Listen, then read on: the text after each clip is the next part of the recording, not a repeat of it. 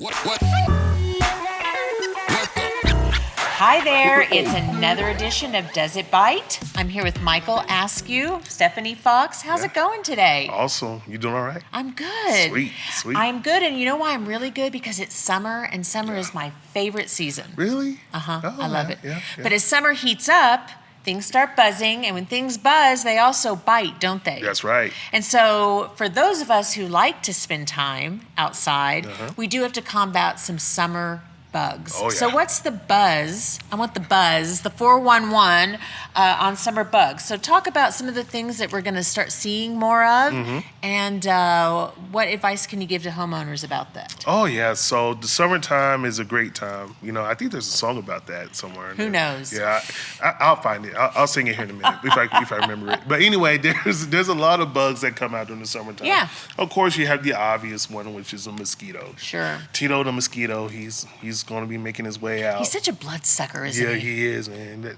That guy right there, man, just want to smack him sometimes. He even sucks the fun out of that backyard time. That's right. But something And else. you want to smack him. I just got that. I'm a little late to the game. I really ruined that whole thing. Okay.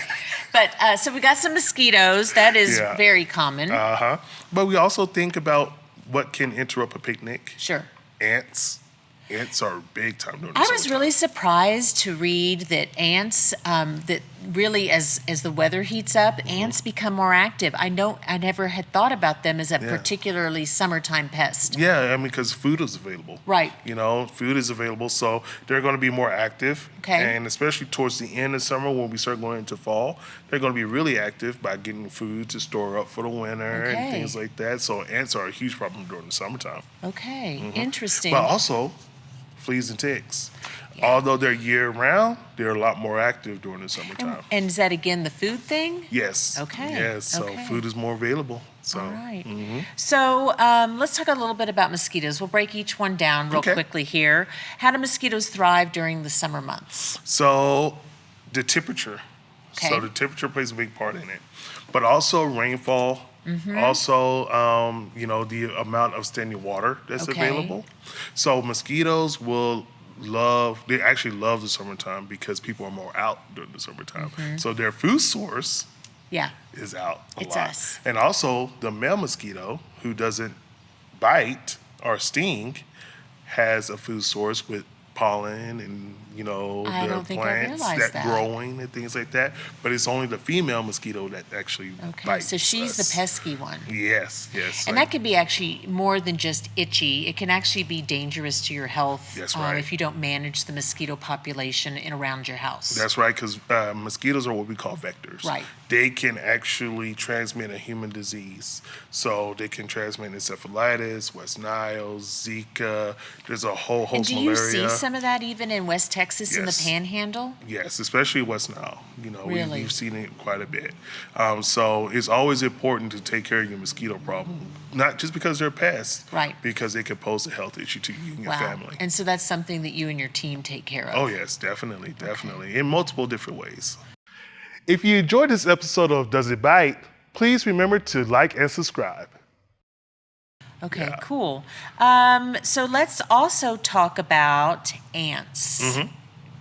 Yeah, ants are awesome. But ants outside and inside, right? And why are they more prevalent or active in the summer? Yeah, so there are food sources out there. Okay. I mean, it's a prime time to go in and have a great time and go get food and enjoy the outside, just like the ants do the same thing. Okay. So we see a lot of carpenter ant movement.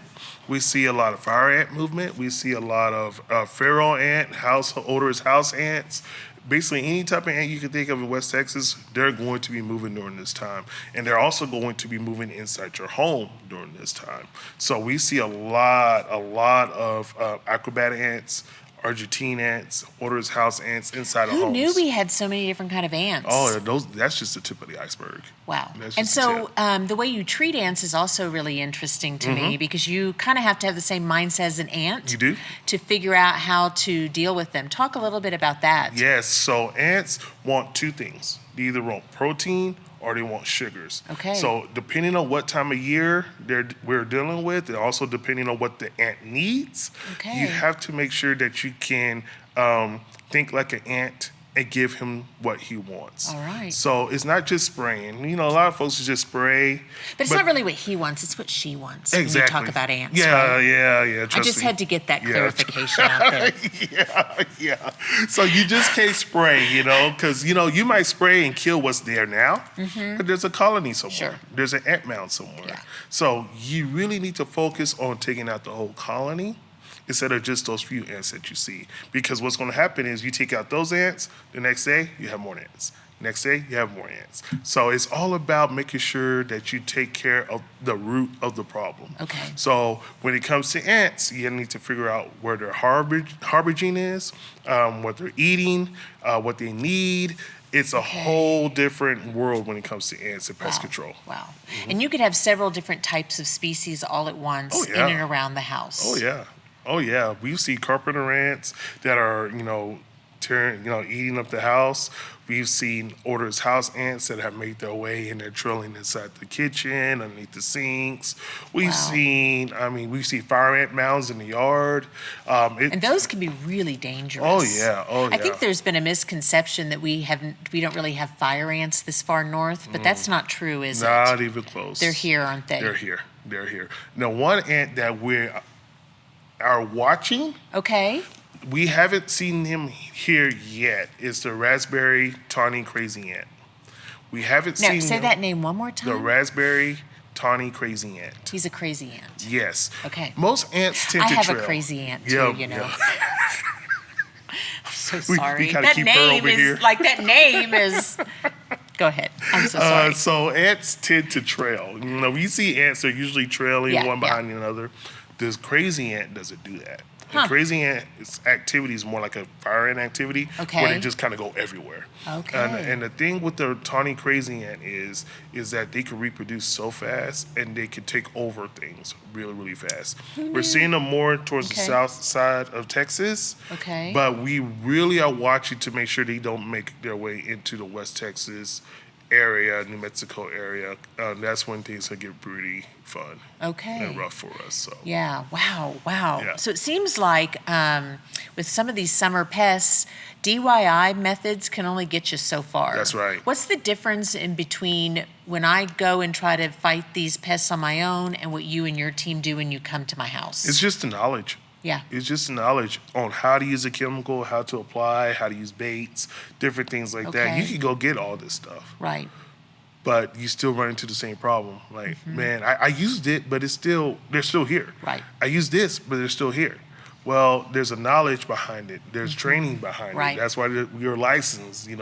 We train every year, 2 or 3 times a year on learning how to do things better and learning how to take care of the pest and learning how to think like a pest and the biology and the culture of a pest. So, that's what you're really paying for when you ask for a pest control technician. So there's a lot that goes into it. So just going out there and spraying and praying might not work.